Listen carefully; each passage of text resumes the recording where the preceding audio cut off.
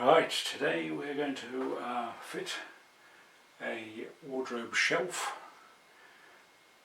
and we've got to leave space for a clothes hanger rail underneath. So what we've got to do is first of all decide on the height of the shelf. It depends on whether you're going to be hanging long dresses or jackets or whatever underneath, but you need to determine the height of your shelf and your hanging rail. Once you've done that, then it's a matter of marking on the wall the height that you want your timber carriers for your shelf to be put. I'm using two different widths of timber. I don't know if you can see that. This one here is about 70 by 18 mil, and this one is about 45 by 18 mil. This smaller one is fine for holding the shelf up, but when you want to put the carrying rail on, you need something slightly wider, because you then later on, but I don't even see that, got to put your carrier for your clothes hanging rail on there, and that needs to go fairly low so as you can get your clothes hangers over the rail. If you're not putting a shelf on top of the clothes hanging rail, this can be put centrally within this piece of timber, but as there's a shelf on top, it needs to be lower, and also when you put this extra support into the centre of the shelf, they need to be about the same distance from the top of the shelf, so as then the rail will sit nice and tidily. Right, so we've got the height of our shelf, which is actually that upper smaller line that I've put there, and as we're using the thinner piece of wood on the side, these lines are different. So this one is set with a spirit level just below the marks at the top of the shelf, and similarly with the wood being wider, you come down from the top of the shelf mark to there, nicely marked out with a spirit level. What I find is if you put a nice long line at the bottom, which is level with your spirit level, at the bottom of your piece of wood, when you're working from beneath, it's easier to line your wood up when you're securing it to the wall. If you're working from above, obviously then it's easier to put the line at the top of your wood. Probably doesn't make a great deal of sense at the moment, but once you start doing it, hopefully it will make sense. Normally when I'm drilling walls with a masonry drill, I either use a dustpan just underneath, held very tightly to the wall underneath where I'm drilling to collect the dust, or a vacuum cleaner if you've got an assistant, or if you're very good at multitasking. But being a man, of course, I am brilliant at multitasking. But today, as is only me, I'm just going to put this to the wall and let the dust drop. With the red brick dust, it pays to, if it gets onto the floor, obviously it doesn't come out of carpets very well, but very badly. But when it gets down onto the wood of here, it's not quite so important because it's a pretty rough old floor. But if you vacuum it up straight away, when it's dry with the vacuum cleaner, don't try and wipe it up with a damp cloth, because that'll just spread it and it'll just stain the walls, floor, skirting boards. But if it's dry, most of it will come off with a dry-ended vacuum cleaner. So I've pre-drilled the piece of wood that's going to be my batten at the back of the shelf, with holes probably about 150 mm in from either end, and one roughly in the centre. What I do is I normally drill it straight through the prepared holes into the wall using my big power drill, but my sister found me this very useful little gadget which was shown on Dragon's Den, and basically what you do with this is you've got your pre-drilled holes there. I don't know if you'll be able to see this on the wall, but you get that level with your line, making sure that you leave space at either end here and here, because that's where we're going to put our other bit of wood in later on, so you need to leave space for that. So we put that up there, level with a line. We put the centre one in first, and then this one, what you do with this is you just go, you don't, must be a new one.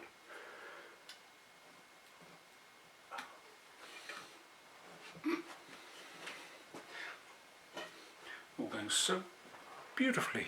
I see what's happened now. Unbeknownst to me, they've now got obviously a Mark II or Mark III version, which has got its own built-in safety catch. So basically you turn the little thing around, line up the little slightly sticky out bit with the little slot, and then that should puff in. Hurrah! Right, take 67.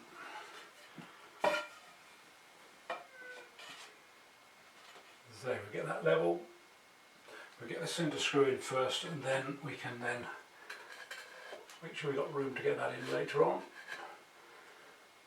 Okay, that's good. That really level with our thingamabob.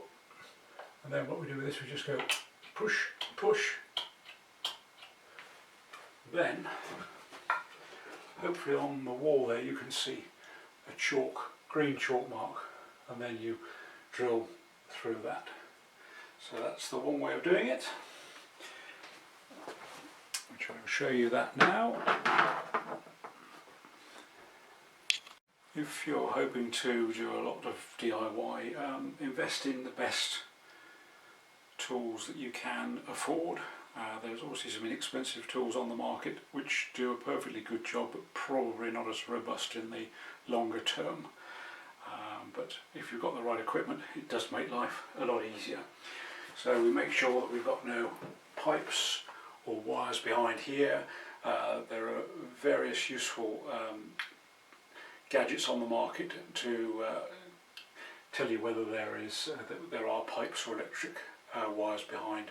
So test the wall beforehand to make sure that it's clear of all those things, and then what we do is we put the point of the drill onto our little green mark, and then if you bash that into just gently into the wall, and then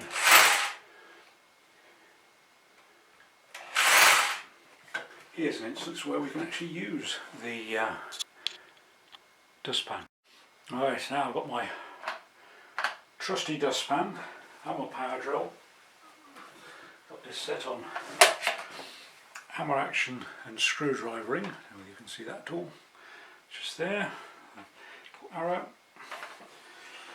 and then got it knocked into the wall. Bang, crash, wallop, and then we just go noisy, noisy, noisy. Hold the, you can see that on the way probably.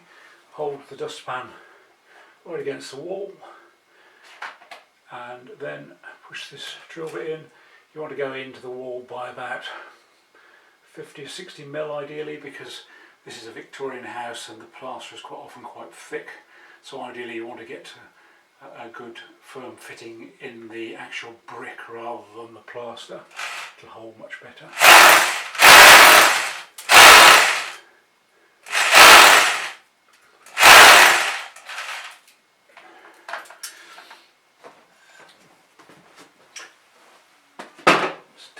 Carefully. I haven't actually got any insulation tape at the moment, but if you want to put a mark with a bit of insulation tape, just wrap a bit round the drill, and then you can more easily assess how deep you've gone. That all seemed a bit sort of fluffy and floppy in that wall to me, but anyway, we will try and see what happens.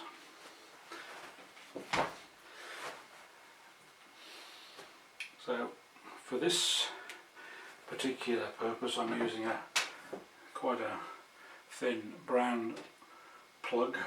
This will go into solid walls, and this plug will accommodate, in the old-fashioned terms, 8, 10 or 12, number 8, 10 or 12 screw, and in modern terms 4, 5 or 6 size of modern screw.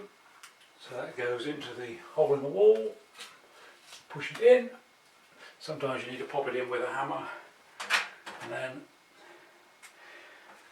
we'll put this on the wall and see what happens.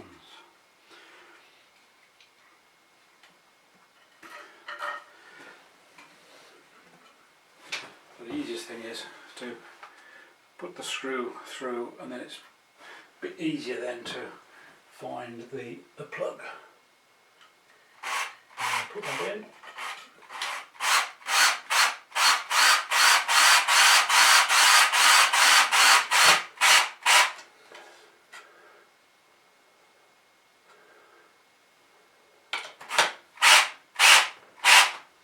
That's all gone in nice and tight, and I've recessed it reasonably well. Hopefully it hasn't wandered too far. We can still get the side pieces of wood in. We'll just check that, because if that doesn't work, we're a bit stuck. Put that the right way up. Oh yes. Lovely, that goes in nicely.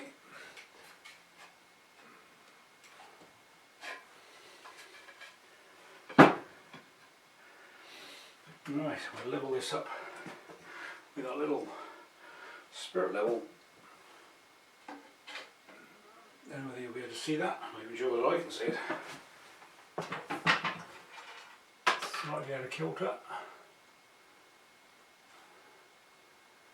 Key to it is getting it level. Put our line in.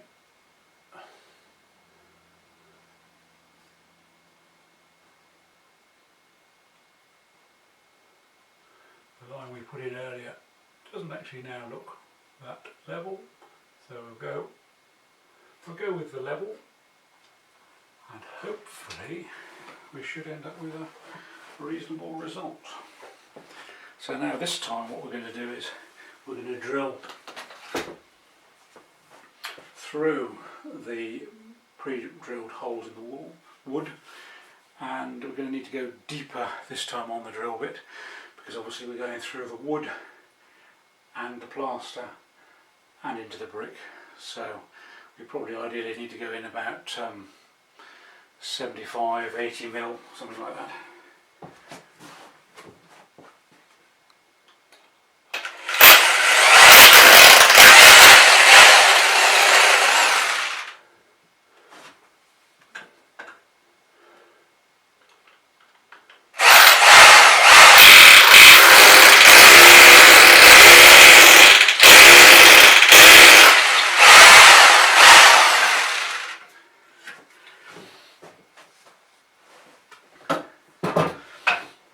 Dustpan that time, so whilst that's still dry, we'll vacuum that up with a dry vacuum, and that drill hole went in a bit, wasn't particularly good. It feels a bit sort of soft through there. This one to the left there was more brick dust, so we're going to get a better fixing there, but this is the beauty of going in quite deep to get hopefully into the brick. And if the fixing isn't particularly, or it feels a bit hollow, another way of doing it is to squeeze clear silicone or something similar that you have through the hole into the wall behind, and then screw the screw in, and then when the silicone goes off, hopefully it'll hold it all nice and tightly together. And so what I was saying earlier on, that we're using a fairly uniform shaped plug. The idea is that this will then go through the hole that I drilled into the wall, which was, by the way, was with a 7mm masonry drill bit, and I've put the screw just slightly into the end of that, and now with my trusty hammer, which I shall have to go and find, with the trusty hammer which I have now found, we're going to put that into the through the hole there and just knock that in gently. When it starts to get to the stage where you get some more resistance to the plug going in, then probably you've got it to about the right level. That one, as I said earlier, feels a bit sort of soft and dodgy to me, so I'll probably take that back out and put some more put some silicone in there and put a fatter screw. So these screws that I'm putting in today are probably a number 4 in modern terms, but they're probably a little bit thin for this job, but they just happen to be what I've got available today in lockdown.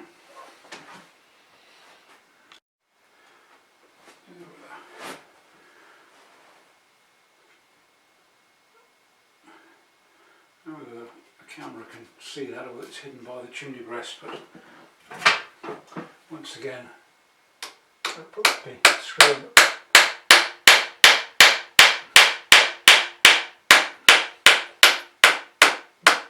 Feel a bit of resistance there, which means now we've got a nice tight fitting with the plug and the brick, so hopefully that should go together quite nice and tightly. We've now gone for a slightly thicker screw. This in old money would be a number 10, which I guess in modern day terms is a number 5, just to make everything more confusing, but that is going in a lot better, a lot more tightly, and now I don't know whether you can hear there, but there's a bit more resistance as the plug bites into the brickwork, so that means we'll get a much firmer, more solid fixing. As I'm not particularly happy with this fixing here, because it doesn't seem to be actually hitting into something, so it may be just going into a mortar joint or something like that, I'm now going to move that slightly in the hope that I can get into a better piece of brickwork. Now, just by moving a couple of inches across, I've managed to find now some solid brick. Put my little trusty dustpan over it.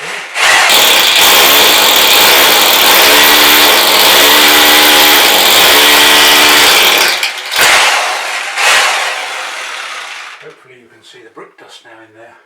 What I'm just going to do is just knock that slightly. That'll mean that the brick dust gets into the pan rather than dropping down the wall. So we're now knocking the plug and the screw in the wall. The tone, the sound changes as you get to that firmer fitting, and so now that's nice and solid, so we screw that up with the power screwdriver. Now that we've got that into position at the back, what we need to do now is to put the two side pieces on, which is going to hold the clothes hanging rail. As I said earlier, we put the clothes hanging rail down below here because there's going to be a shelf on top, otherwise you can't get the hangers over the top of it. And the key to this is we put the line in originally, the lower line, which should in theory be level, or as near as level, but it doesn't show it being quite level. So the key is to have it flush with the top of this back piece of wood, because that's where the shelf is going to sit, so that's the critical part of it. So that's there, and the bubble is slightly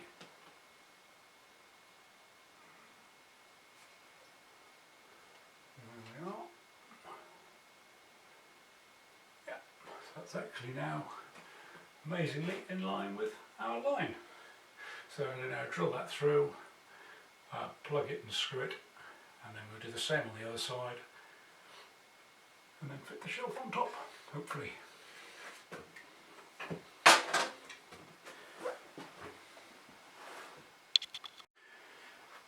I've pre-drilled with a little tiny 2mm drill the position where the holder for bracket for the close hanger rail is going to go. I won't fit it yet because I'll put this wood on the wall first, and then once I've cut the close hanger rail to fit, I can fit it into that one end over there and then fit it into this end and then screw this tight to this bit of wood. Hopefully. Right, the shelf, which is 18mm plywood, is now in position, and the support you see on the left hand side is 70mm by about 18mm, and hopefully that should support the cantilevered end of the shelf. Now what I'm going to do is to cut the rail to fit, and I'll put 30mm screws into the plywood to screw it down to the battening that we've screwed to the wall, and then I'll put a little bit of edging on the front of the ply to disguise the different laminations of the plywood. Right, just to recap, it's best to pre-drill the wood, otherwise you end up with this nasty, messy, bouncy from when the masonry hammer drill hits. So pre-drill the wood with a 4-6mm wood drill bit, which is sharp, unlike the one I was using earlier on, and then drill the hole through with a 7mm masonry bit, and then use, what I use is these quite straight brown plugs, because then what I can do is I can attach the best screw that I found, and I didn't have many today, is in old money a number 10 2.5-inch screw, or in modern day money a number 5 65 to 70mm screw, because then that will go through the plaster, because this is a Victorian house which is probably maybe at least 1 inch thick, sometimes more, and then the plug will bite into the brickwork.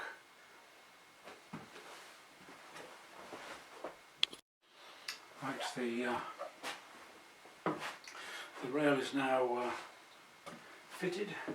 What you'll find is if you pre-drill the screw holes, just not too deep, but just at a slight angle, then you'll find it a bit easier to get the screws in with the screwdriver.